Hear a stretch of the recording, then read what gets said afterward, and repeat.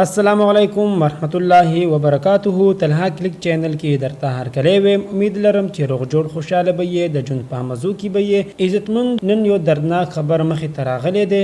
یو ظالم درنده خستاخ کلی ماشوم ډیر په ظالمانه او ډیر بې رحمۍ سره قتل کړی دی.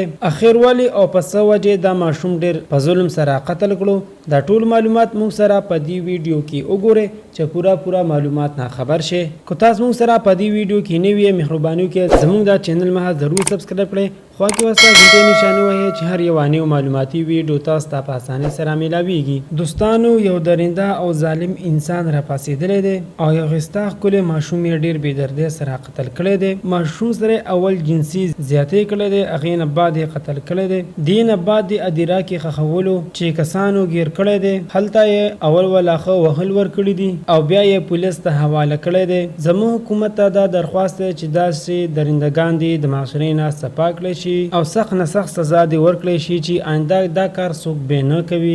دوستانو، موږ ته هم پکار دي چې خپل ماشومان بې ځایه چرته چا سره پریږدو، خیال پې ساتو، نظر لاندې یې ساتو. نن سبا حالات ډیر زیات خراب شوي دي. داسې نجس او پلید خلک کاروتی دی چې غټ څه کې په ماشومانو هم اثر نه کوي. ډیر د ظالمانو زړونه یې. موږ ته هم پکار دي چې داسې کسان د معاشرې نه لرې کړو.